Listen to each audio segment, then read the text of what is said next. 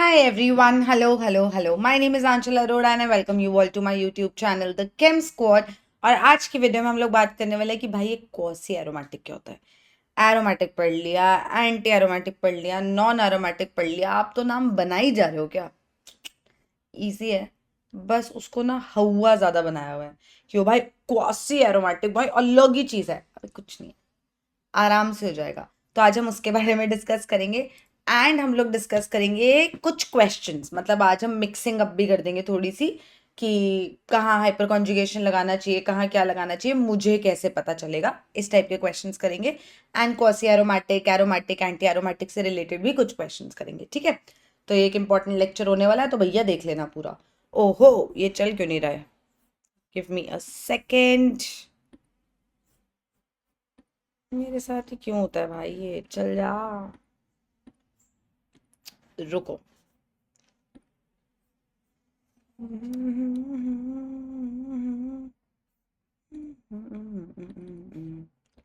अब चल जाएगा, ठीक है।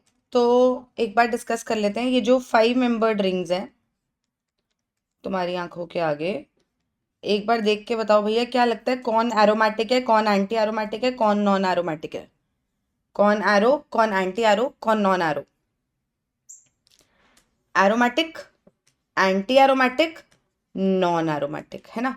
3 मेंबर्ड रिंग में कौन एरोमेटिक था, कार्बोकटायन वाला एरोमेटिक आया था, याद कर लिया था हमने, ये समझा था मतलब। तो रट्टे मत मारना।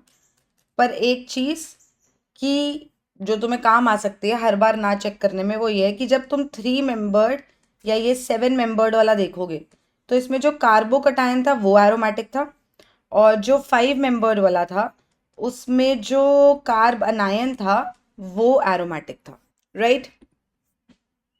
ठीक है, ओके, आगे बात करते हैं। अब मुझे एक बात सोच के बताओ कि तुम्हें क्या लगता है कि कोई चीज अगर एंटी एरोमेटिक है तो वो जिंदगी में खुश है या वो जिंदगी में दुखी है। मतलब अगर कोई चीज एंटी एरोमेटिक है तो वो क्या जिंदगी से बहुत खुश है कि वाह लाइफ हो तो ऐसी, या फिर वो दुखी है कि भाई ये क्या जिंदगी दे दी, इससे बेहतर तो मौत दे देते।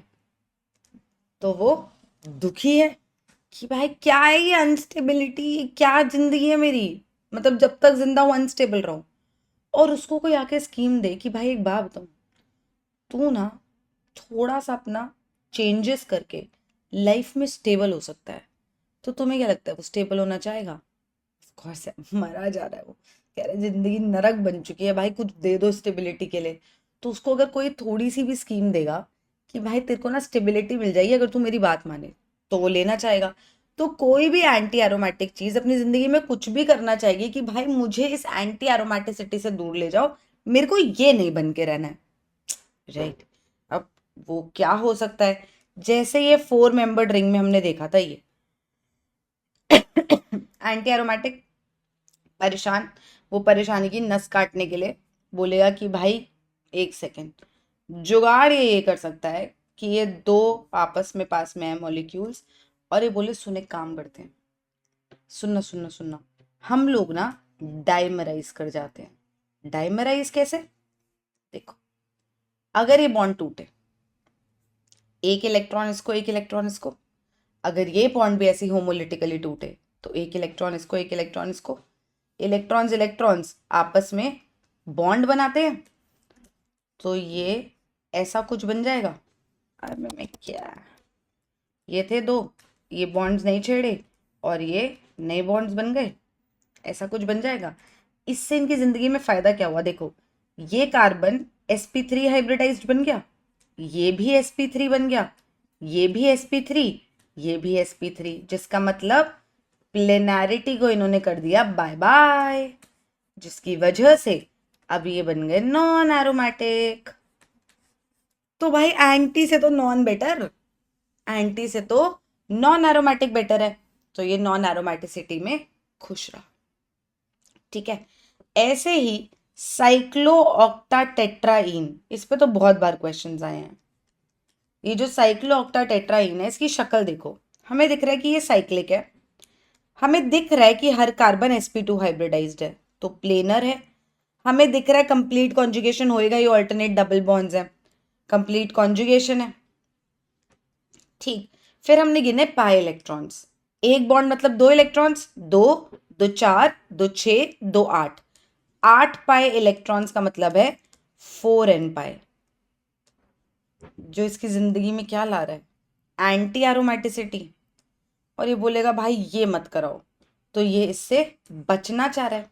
अब गेम क्या है कि 6 मेंबर से ऊपर रिंग है, 8 मेंबर है, तो इसमें ना थोड़ी सी लचक है, थोड़ी सी फ्लेक्सिबिलिटी है, और ये उस फ्लेक्सिबिलिटी का इस्तेमाल करते हैं। कहते हैं मैं ऐसे एग्जिस्ट नहीं करूंगा। कह रहा सुन, जिंदगी में बेटर क्या है, एंटी एरोमेटिक होना या नॉन एरोमेटिक होना? नॉन एरोमेटिक होना।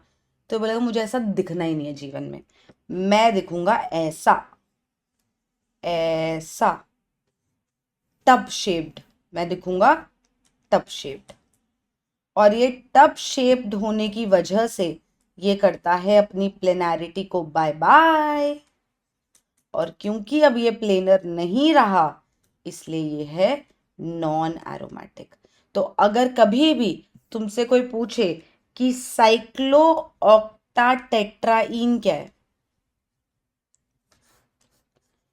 साइक्लोऑक्टाटेट्राईन क्या है, तो तुम उसको बोलोगे नॉन एरोमेटिक।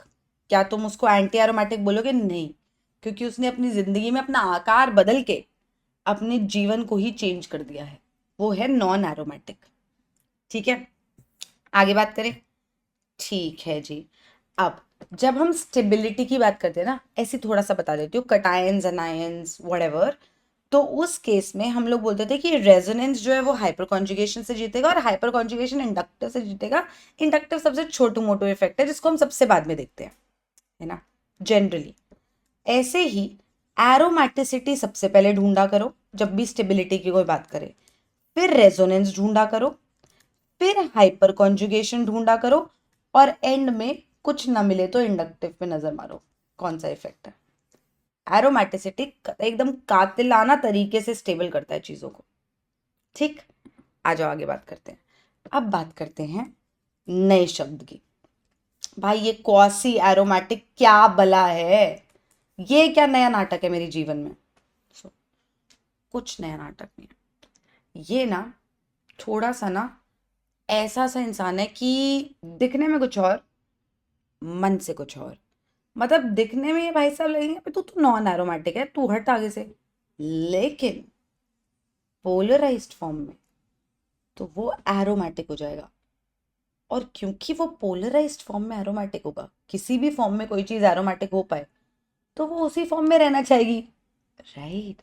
तो दिखता कुछ और है कुछ और, दिखता कुछ और है कुछ और।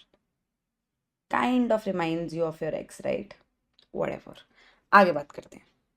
देखो, तो जब वो नॉन चार्ज्ड फॉर्म में, मतलब कोई प्लस माइनस का गेम नहीं दिख रहा है अभी उसमें, तो वो दिखता है नॉन एरोमेटिक। पर असल में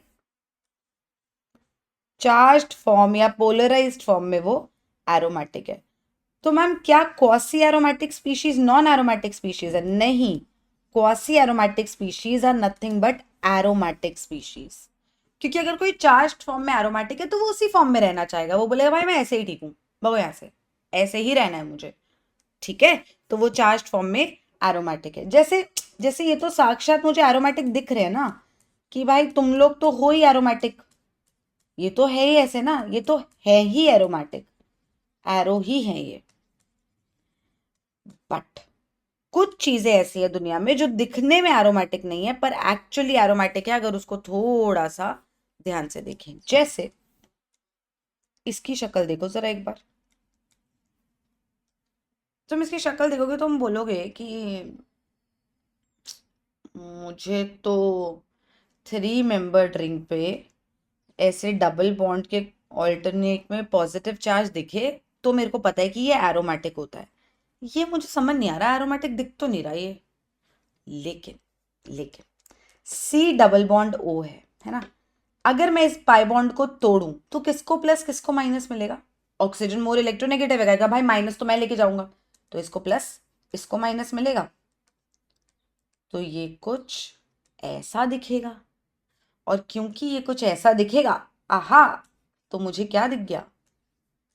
प्लस माइनस। तो मुझे ये एरोमेटिक दिख गया, स्टेबिलिटी मिली उसको पोलराइज्ड फॉर्म में आने के लिए, प्लस माइनस बनाने के लिए। ऐसे ही एज्यूलीन की अगर मैं बात करूं, एज्यूलीन, इस पे भी बड़े क्वेश्चंस आए हुए हैं बाबा रे। इसकी शक्ल देखते हैं, देखो एज्यूलीन के बारे में क्वेश्चन क्या आएगा कि क्या ये एरोमेटिक है, मतलब which of the following are aromatic species. तो ये एरोमेटिक स्पीशीज है, ठीक है। एक्चुअली ये कौन सी एरोमेटिक है, पर ये एरोमेटिक है कि नहीं, ऐसा क्वेश्चन आएगा। तो इसको बना लेते हैं पहले, फिर आगे की बात समझाती हूँ। 7 मेंबर बन गया ना ये। 1 2 3 4 5, बहुत बढ़िया। डबल बॉन्ड्स देख लो, बना रही हूँ अभी। इधर देखो, ये एल्जिलीन का स्ट्रक्चर है। एक 7 मेंबर रिंग दिख रही है, एक 5 मेंबर दिख रही है, कुछ ऐसा बहुत अलग सा नहीं दिख रहा। पर देखो देखो देखो क्या होएगा, ये पाई बॉन्ड, ये पाई बॉन्ड अगर मैं इधर शिफ्ट कर दूं, तो ये कार्बन बोलेगा भाई पागल वागल हो क्या, मैं 5 बॉन्ड थोड़ी बनाऊंगा जीवन में। तो ये पाई बॉन्ड को इधर शिफ्ट होना पड़ेगा, नॉर्मल रेजोनेंस। देखो भाई डीलोकलाइजेशन के बाद हुआ क्या, देखो मेरी ड्राइंग थोड़ी खराब है, समझाने का तरीका A1, तो ड्राइंग पे ध्यान मत देना। ये दोनों बॉन्ड ऐसे ही थे, ये वाला बॉन्ड यहां आ गया, तो इस कार्बन से दूर जा रहे हैं पाई इलेक्ट्रॉन्स, इस पे पॉजिटिव। जरा ये शक्ल देख लो, ये पाई बॉन्ड के इलेक्ट्रॉन्स यहाँ गए, यहाँ नेगेटिव, ये ऐसे। जरा एक बार ध्यान से देखना, इस रिंग को देखना, ये क्या है, ये रिंग ऐसे सा कुछ दिखेगा तुम्हें। ये रिंग में 7 मेंबर्ड पे पॉजिटिव दिखा, और ये रिंग देखो, ये पाई बॉन्ड भी है ना, 5 मेंबर्ड पे नेगेटिव दिखा। तो ये 7 मेंबर पे पॉजिटिव, 5 पे नेगेटिव, ये पाई बॉन्ड इसका भी तो शेयर हो रहा है, तो ये एरोमेटिक बन गया भाई। ये भी एरोमेटिक, 7 मेंबर पे पॉजिटिव, ये भी एरोमेटिक, 5 वाले पे नेगेटिव, तो ये पूरी स्पीशीज एरोमेटिक है। तो एज्यूलीन जो है वो क्वासी एरोमेटिक स्पीशीज हुई, मतलब दिखने में नहीं लग रहा कि एरोमेटिक है, पर एक्चुअल में है। तो ऐसी स्पीशीज क्वासी एरोमेटिक होती हैं, लेकिन एक्चुअली तो एरोमेटिक ही है ना। तो इसलिए बस इनको अलग नाम दिया है कि भाई तुम लोग बहरूपी है, तुम लोग दिखते कुछ और हो कुछ और।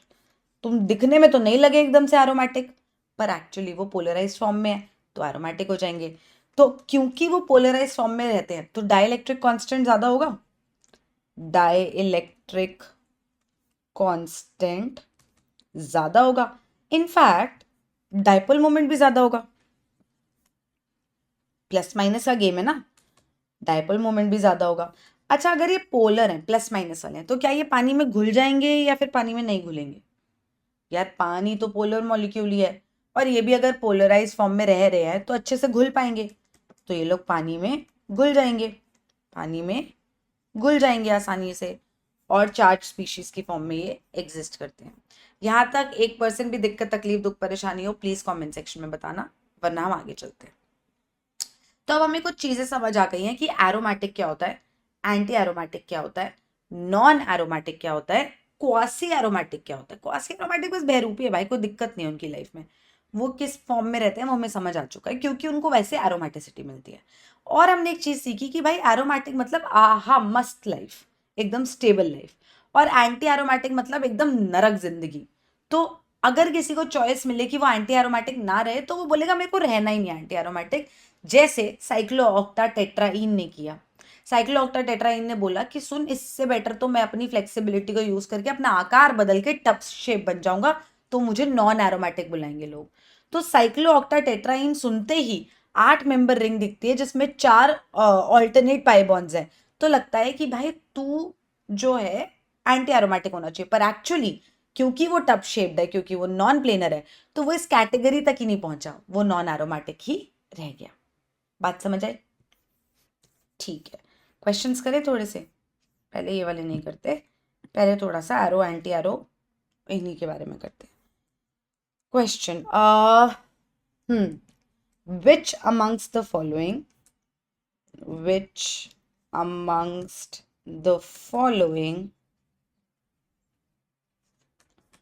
would easily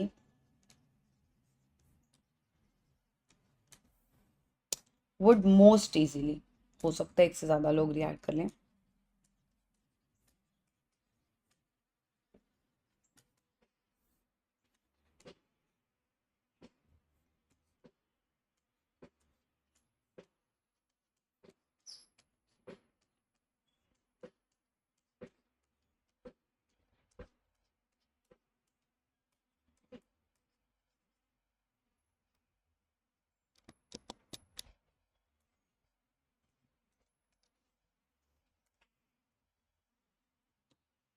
pause the video, try this कि क्या पूछ रहा है वो, और उसके अकॉर्डिंग फिर आंसर सोचो। फिर मैं करवा ही रही हूँ यार, मैं कहाँ जा रही हूँ।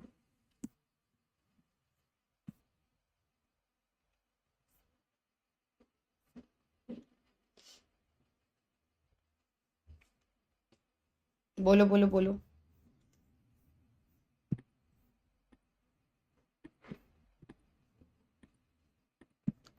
क्या लगता है क्या होगा यहाँ पे? अब कहानी कुछ ऐसी है कि सोडियम मेटल से रिएक्शन कराना है। सोडियम मेटल, सोडियम तो मरा जा रहा है मुझे पता है इलेक्ट्रॉन देने के लिए। सोडियम का तो जीवन इस बारे में है कि भाई कैसे मैं अपना इलेक्ट्रॉन किसी को दे दूं। तो मैंने सोडियम का रिएक्शन पानी के साथ देखा है, मैंने सोडियम का रिएक्शन HCl के साथ देखा है। तो मैं एक रिएक्शन लिखती हूँ।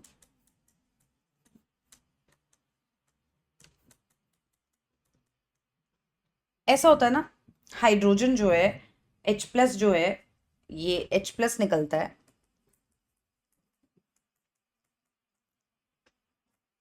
और ये एक इलेक्ट्रॉन लेके ½ H2 बनाता है। तो इनकी शक्ल देखें तो मतलब वो मुझसे ये पूछ रहा है कि इनमें से कौन H+ दे देगा, क्योंकि जो भी H+ दे देगा, जो भी H+ दे देगा वो पक्का सोडियम से रिएक्ट कर लेगा, क्योंकि वो कार्बन आयन इजीली बनाएगा और सोडियम आयन उसके आसपास मंडराएगी और ये H+ जो है वो H2 में कन्वर्ट हो जाएगा। तो इनमें से जो H+ दे दे वो सोडियम से रिएक्ट कर जाए। सीधी सच्ची बात। पानी में भी क्या होता है, सोडियम को पानी में डालो क्या होता है, NaOH बनता है प्लस ½ H2। वहां भी तो H+ ही निकल रहा है H2O में से, और ये H+ ही पानी बना हाइड्रोजन बना रहा है। तो गेम ये है कि H+ कौन दे दे रहा है। सही बात है ना। तो अगर मैं इस कार्बन हाइड्रोजन बॉन्ड को देखूं, सब में ही होगा, इनफैक्ट दो दो होंगे और इसमें एक होगा। अगर मैं कार्बन हाइड्रोजन बॉन्ड को देखूं तो इनमें से कौन ऐसा है जो H+ की फॉर्म में इजीली दे देगा। H+ की फॉर्म में वो देगा जो खुद कार्बन आयन आसानी से बना ले।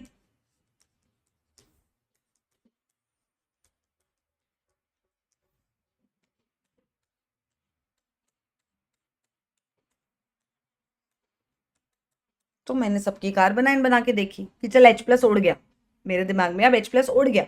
बताओ कार्बन आयन किसकी सबसे ज्यादा स्टेबल है? कार्बन आयन भाई सबसे ज्यादा स्टेबल होगी इस भाई साहब की, क्योंकि जैसे ही ये साइक्लोपेंटा डाई इनाइल अनायन बनेगा तो ये एरोमेटिक हो जाएगा। ये कहेगा भाई खुशी से तू ले जा हाइड्रोजन, H+ उड़ गया, H+ रिड्यूस होके H2 निकल गया और ये कार्बन आयन बन गई, क्योंकि ये खुशी से बन रही है। और ये कहेंगे हम तो बिल्कुल ना बनाते भाई, क्योंकि हम बन जाएंगे एंटी एरोमेटिक। 3 मेंबर्ड वाली पे भी कार्बन आयन वाला एंटी एरोमेटिक था, 7 मेंबर्ड पे भी। तो इन्होंने बोला भाई हम तो रिएक्ट ही नहीं करेंगे, राइट। और ये बोलेगा मैं रिएक्ट कर जाऊंगा। बेंजीन कहेगा हाँ मैं कर सकता हूँ क्योंकि मेरा कार्बन आयन इतना मुश्किल नहीं है, पर हाँ कंडीशन ज्यादा चाहिए अब मुझे, तरीके अलग होंगे। तो ये उतना आसानी से नहीं होगा ना, ये तो एकदम पलक झपकते ही बोलेगा कि मेरे को करना है रिएक्ट, मैं एरोमेटिक बन रहा हूँ, लाइफ इज गुड। तो वो रिएक्ट कर जाएगा। इसी क्वेश्चन को ऐसे भी बोला जा सकता था, विच amongst the following would not react with sodium metal, which amongst the following would not react with sodium metal. तो वो हो जाएगा ANC। तो मतलब तुम्हारा ऑप्शन डी होता था बोथ ANC, क्योंकि ये दोनों ही जैसे ही सोडियम मेटल से रिएक्ट हम जबरदस्ती अगर करा भी दें तो ये कार्बन आयन जो बनेंगे ये एंटी एरोमेटिक होंगे, ये बोलेंगे भाई हम ना बनते, तो ये नहीं बनेंगे। बात समझ आई? तो यहाँ पे हमारे पास आंसर क्या आ गया, हमारे पास आंसर आ गया कि ये सही है। अब सोडियम मेटल की जगह पर तुम्हें और भी कोई मेटल दे सकता है, मैग्नीशियम दे दे, लिथियम दे दे, पोटेशियम दे दे। बात समझ आ गई ना गेम क्या खिलवा रहा है? बेसिकली H+ उड़वा रहा है कि H+ उड़ा के देखो कार्बन आयन कहाँ ज्यादा स्टेबल बनता है, वो देख लिया। और ये क्वेश्चन सिर्फ इस एंटी एरोमेटिक एरोमेटिक में नहीं आ सकते, ये जनरली भी आ सकते हैं। देखो जनरली भी तुमने देखा है ना कि रेजोनेंस हाइपर कॉन्जुगेशन इंडक्टिव का क्या रोल है, तो तुम्हें ये देखना है कि कहाँ कार्बन आयन ज्यादा स्टेबल बनेगी। जहां कार्बन आयन ज्यादा स्टेबल बनेगी वो वाली चीज सोडियम मेटल के साथ मोस्ट इजीली रिएक्ट करेगी। तो जरूरी थोड़ी है कि अगर तुमने मेरे साथ ये क्वेश्चन एंटी एरोमेटिक एरोमेटिक में देखा है तो पेपर में वो यही पूछे। हो सकता है वो ये क्वेश्चन रेजोनेंस वाले लोगों को कंपेयर कराने के लिए पूछ ले, या हाइपर कॉन्जुगेशन के केस में, हाइपर कॉन्जुगेशन नहीं पूछेगा, या इंडक्टिव के केस में पूछ ले। गेम समझ आई? ठीक है, आगे बात करें। Okay, next question. सोचने तो दो क्वेश्चन।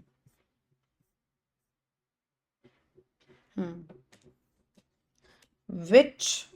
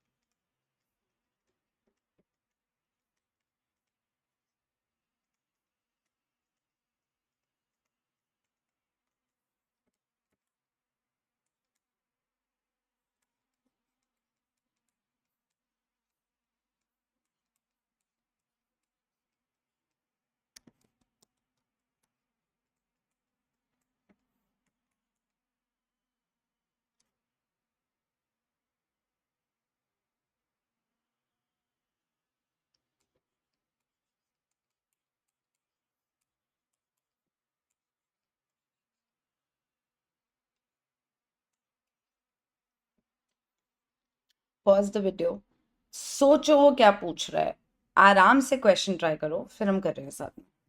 पॉज कर दो वीडियो को पहले, तो खुद से ट्राई करो।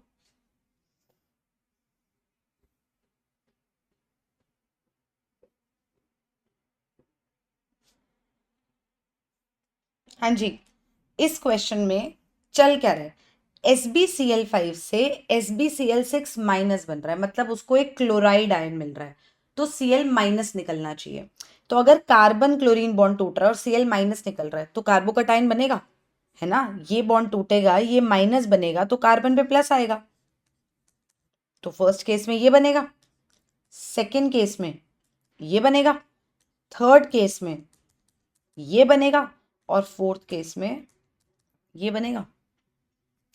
कौन सा कार्बोकटायन सबसे ज्यादा स्टेबल बनेगा ये पूछा है उसने, क्योंकि मोस्ट इजीली रिएक्ट वो करेगा, सबसे इजीली या सबसे जल्दी वो रिएक्ट करेगा जो Cl माइनस आसानी से निकाल दे। खुद पे पॉजिटिव रख के खुश हो। इन सब में से सबसे ज्यादा खुश, सबसे ज्यादा उत्साह किस में गूंज रहा होगा? कौन होगा? फर्स्ट वाला केस, क्योंकि वो एरोमेटिक बनेगा।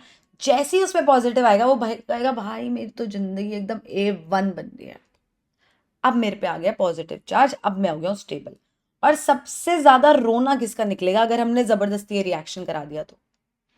इसका, क्योंकि ये एंटी एरोमेटिक बनेगा, ये भी अनस्टेबल होगा। बिल्कुल सही बात है, रिएक्ट तो ये भी नहीं करेगा। पार्शियल डबल बॉन्ड कैरेक्टर है यहाँ पे, डबल बॉन्डेड कार्बन पे पॉजिटिव आ रहा है, तो मौत तो इसकी भी है, ये भी कहेगा मेरे को रिएक्ट करना ही नहीं है, बट ज्यादा रोना इसका निकलेगा। तो आंसर हो जाएगा A. D would also react because of resonance, but A क्योंकि एरोमेटिक बन जाएगा। आहा, ए और डी दोनों रिएक्ट कर रहे हैं। डी में रेजोनेंस से स्टेबलाइजेशन है, रेजोनेंस से स्टेबलाइजेशन है, बट ए कहेगा सुन अपना रेजोनेंस रख अपने पास, मैं बन रहा हूं एरोमेटिक, जो एक अलग ही खुशी की लहर है। ठीक है, तो A would react most easily, A and D both could react with that, but A would react most easily. ठीक है, आगे बात करें।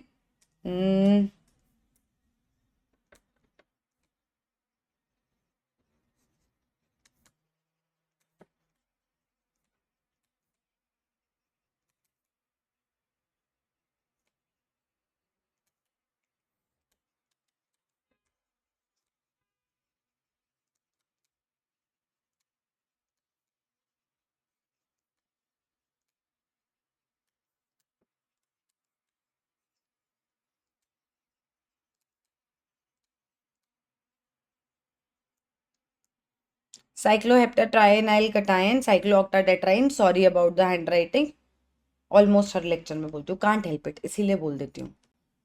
बहुत बूढ़े हो चुके हैं हम दोबारा चेंजेस करने के लिए।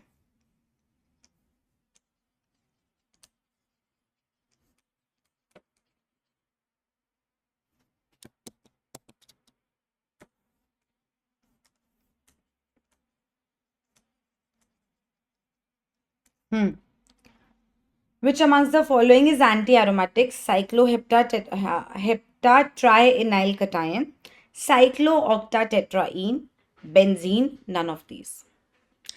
If, just if, you think your answer is cyclooctatetraene, तो you are absolutely wrong.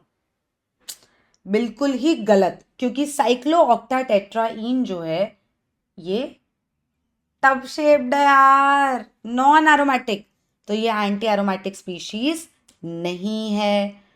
तो ये एरोमेटिक 7 मेंबर्ड पे कटायन वाला, ये नॉन, ये एरो, तो none of these is the answer. अगला क्वेश्चन करें? ठीक है।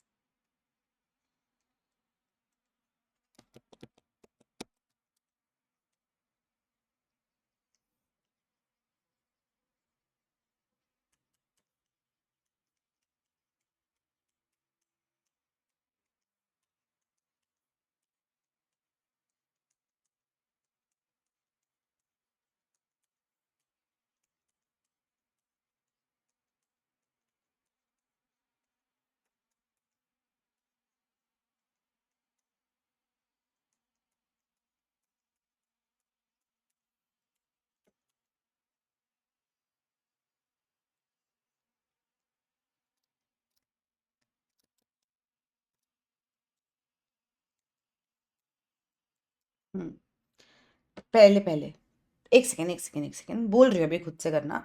एक बात रिकॉल करा देती हूँ, सिंगल बॉन्ड के अराउंड रोटेशन पॉसिबल होती है, डबल बॉन्ड के अराउंड रोटेशन पॉसिबल नहीं होती है। जैसे दीवार में एक कील डाल दी, एक ऐसे कील डाल दी, तो वो रोटेट, उसके अराउंड पॉसिबल रोटेशन है, बट दो है तो पॉसिबल नहीं है, ऐसे सोचो।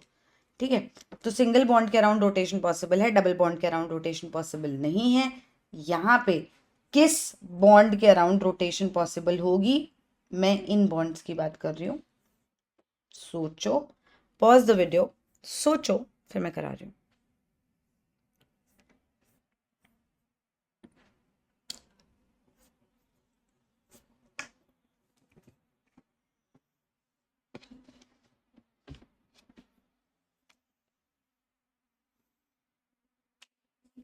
सोचा? कुछ सोचा?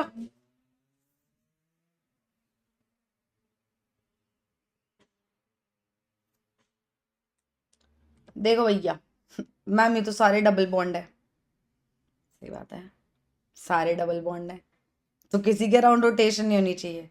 सोचो, क्वासी, मैंने तुम्हें क्या बताया था कि क्या वो पोलराइज हो सकता है? पोलराइज हो कि अगर वो एरोमेटिक बन रहा है तो वाह, वो पोलराइज हो जाएगा, वो उस प्लस माइनस फॉर्म में ही रहना चाहेगा, बताया था। ठीक है, जरा इनकी शक्लें देखो एक बार। अगर अगर मैं लेके दिखाऊं तुम्हें ऑप्शन ए, ऑप्शन ए, तो ऑप्शन ए में मेरे पास ये है। मैं अगर ये डबल बॉन्ड बीच का तोड़ दूं तो ये दो तरीके से टूट सकता है, या तो इसको प्लस इसको माइनस मिले, या फिर इसको प्लस इसको माइनस मिले। और जैसे ही माइनस आएगा तुम्हें लगेगा भाई साहब तुम तो बन गए एरोमेटिक, राइट? और ये एरोमेटिक बन गया तो ये बोलेगा भाई बॉन्ड तोड़, बॉन्ड तोड़। लेकिन सिर्फ खुशियां मत देखो, गम देखो, गम। इसकी शक्ल देखना जरा एक बार।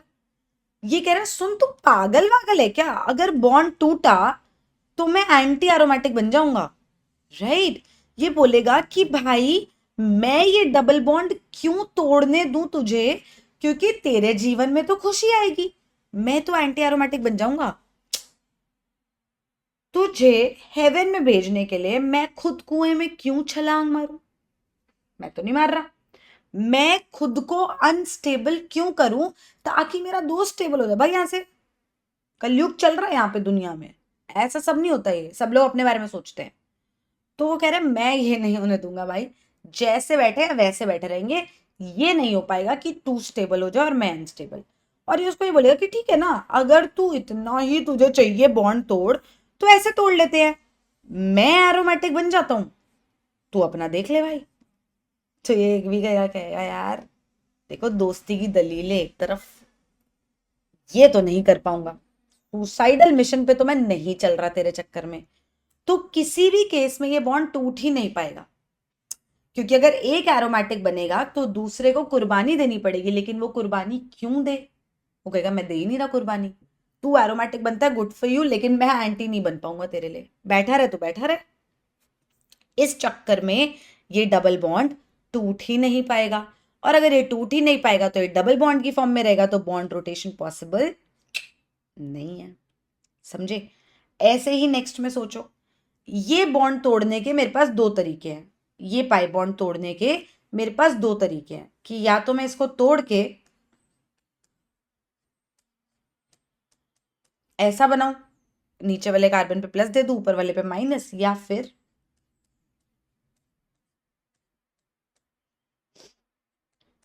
ऐसा बनाऊं।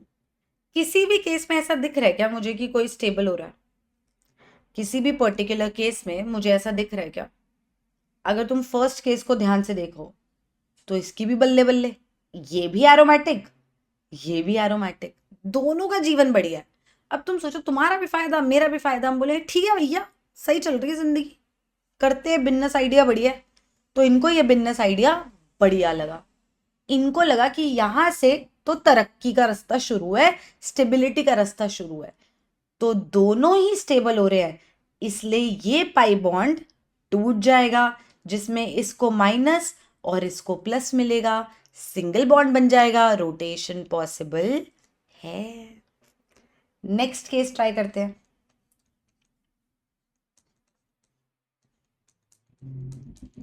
हाँ जी, या तो ये प्लस माइनस, या फिर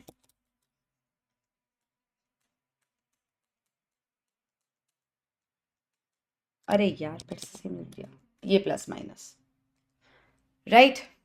किसी भी केस में बढ़िया चल रही है जिंदगी। अगर मैं पहला केस देखूं तो ये बन रहा है एरोमेटिक, लेकिन ये बन रहा है एंटी एरोमेटिक, तो ये बोलेगा अबे जा, ये सब ना हो पाएगा।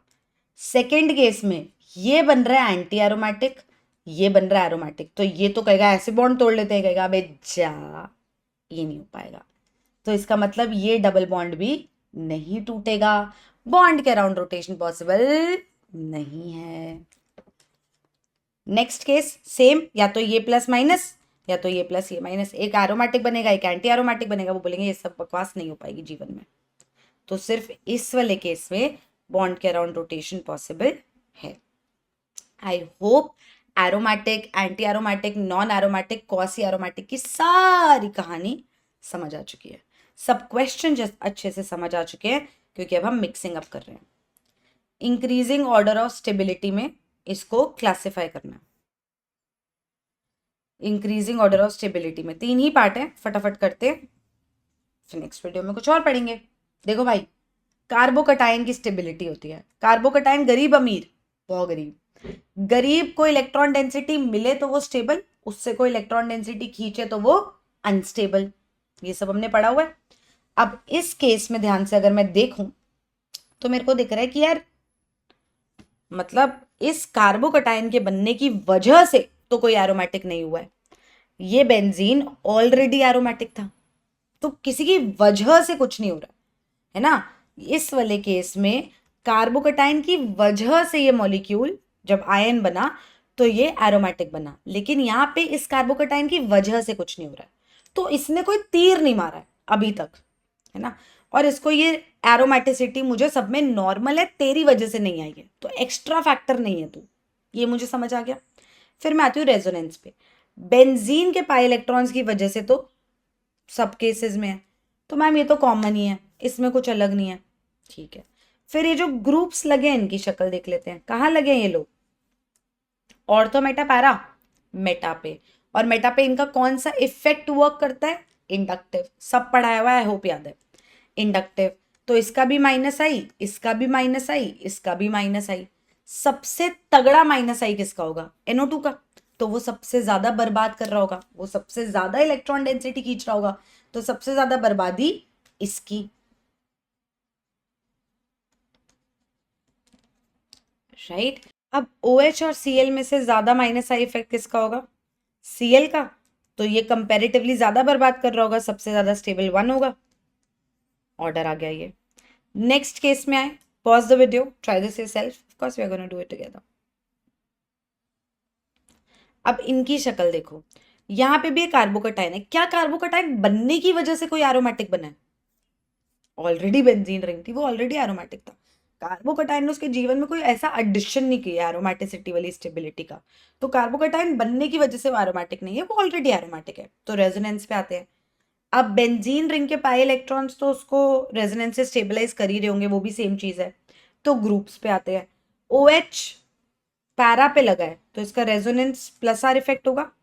Cl हैलोजेंस देखते ही हमें याद आना चाहिए, -I greater than +R, net खींचेगा, बहुत बार बोल चुकी हूं मैं ये। NO2 का -R इफेक्ट।